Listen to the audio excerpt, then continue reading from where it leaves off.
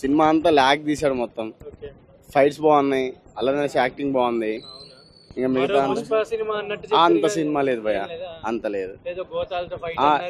అవన్నీ ఏం లేదు, జస్ట్ స్లో ఉంది. హీరోయిన్ చనిపోతుంది, హీరో చనిపోతాడు. ఒక క్లైమాక్స్ మంచిగా పెట్టలేదు, అంత ఇద్దరు చనిపోతారన్న. క్లైమాక్స్ మొత్తం సెట్ అవ్వలేదు అంతా. కళ్ళంటే కన్నీరు కూడా ఇప్పుడు కూడా వస్తున్నాయి నాకు.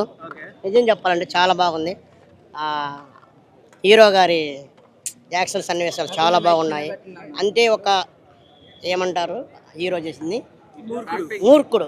ఆ మూర్ఖత్వం వల్ల అతను చేసి అలా ఉండకూడదని ఒక మెసేజ్ ఉంది మూవీలో. చాలా బాగా చేశారు. స్క్రీన్ ప్లే మాత్రం చాలా ఎదిరిపోయింది. డైరెక్టర్ గారు బాగా చేశారు స్క్రీన్ ప్లే. నాకు చాలా బాగా నచ్చింది స్క్రీన్ ప్లే. అంటే ఇంకా ఒక మూర్ఖత్వం వల్ల అలా ఉంటుంది సినిమా అనేది. దాన్ని ఎవరేం చేయలేరు. అంటే అదంతా ఉట్టిదే సినిమా, అంతే. ఇంకా అది మూర్ఖత్వం వల్ల ఒక ఫాదర్ని, ఒక లవ్ చేసిన అమ్మాయిని మొత్తాన్ని కోల్పోయిన తర్వాత వాళ్ళ అమ్మ ఒక మెసేజ్ చెప్పొద్ది. ఆ మెసేజ్ వల్ల మొత్తం అతను మళ్ళీ ఫ్లాష్ బ్యాక్లు ఏమేమి కోల్పోయానా ఏంటి, ఎల్లో ఏంటి అనేది ఆ మూర్ఖత్వంలో మళ్ళీ అతను కొద్ది రియాక్షన్ అయ్యి ఆ తర్వాత ఆలోచిస్తే అతను లాస్ట్కి అంత స్టోరీ అంతా చెప్పకూడదు, అతనే కోల్పోతాడు లాస్ట్కి. బాగుంది, నచ్చింది. అతనే కోల్పోతా అంటే చనిపోతారని అవన్నీ చెప్పకూడదు, రివ్యూ చేయకూడదు కదా. అందుకే సినిమా బాగుంది, చాలా బాగా నచ్చింది. I love you cinema. పచ్చల మళ్ళీ ఇప్పుడు యథార్థ సంఘటన ఆధారంగా తీసుకొని చేసినప్పుడు దాని గురించి మనం ఏం చెప్తాం? ఇప్పుడు జరిగిందే కదా. ఇప్పటికి మొన్న అన్నారు కదా, అల్లరి నరేష్ గారు అన్నారు, నేను వెళ్ళి కలిశాను, ఇప్పటికీ అలాగే ఉన్నాడు, అదే ఇది ఉందని చెప్పారు కదా. సేమ్ ఉన్నది యాజ్ ఇట్ ఈజ్ చేశారు. కాకపోతే అంటే సినిమా కాబట్టి కొద్దిగా రూపకల్పన ఉంటుంది. కానీ క్యారెక్టరైజేషన్ చాలా బాగుంది. లాస్ట్ క్లైమాక్స్ మాత్రం మనిషి కళ్ళమటి నీళ్ళు తెప్పించారు. అంటే ఇప్పుడు ఎంజాయ్మెంట్, ఎంటర్టైన్మెంట్, పబ్బు సాంగులు, డిస్కో సాంగులు వీటిని ఉద్దేశించుకొని రావడం కాదు భయ్య.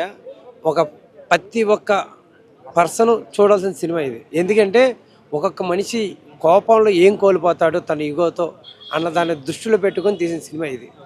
సో ప్రశాంతంగా వెళ్ళి కూర్చొని చూస్తే హ్యాపీగా ఉంటుంది. ఎందుకంటే లాస్ట్ క్లైమాక్స్ చాలా మామూలు కాదు, విప్పొచ్చిన ఎమోషనల్. ఇప్పటికే నా కళ్ళమంటకి నీళ్లు కనబడుతున్నాయి. చాలా ఇది చేశారు.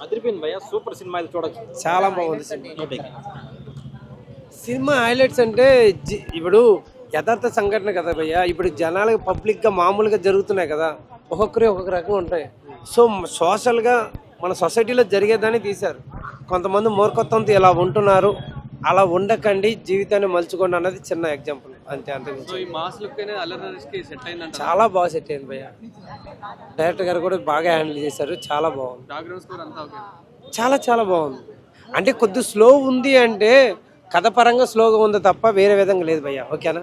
సినిమా అయితే చాలా బాగుంది. లాస్ట్ క్లైమాక్స్ అయితే పిండేసింది అన్న. ఇప్పుడే సినిమా చూసిన బచ్చల మళ్ళీ. అల్లరి నరేష్ గారి యాక్టింగ్ అయితే మంచిగా అనిపించింది.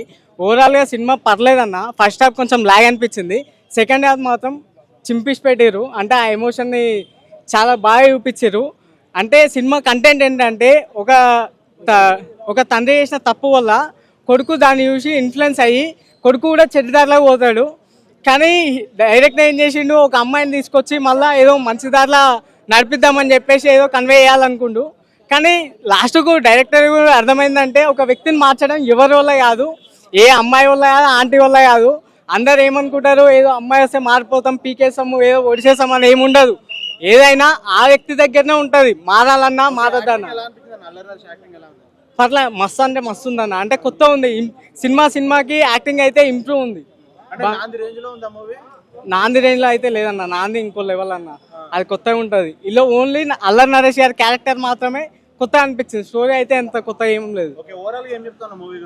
ఓవరాల్ అంటే సబ్జెక్ట్ ఏంటంటే ఓవరాల్ గా ఒక వ్యక్తిని మార్చాలంటే ఎవరి వల్ల కాదు, ఆ వ్యక్తిలోనే మార్పు అవ్వాలి. అది మంచి మార్గంలో నడవాలని చెప్పేసి కోరుకుంటున్నాను.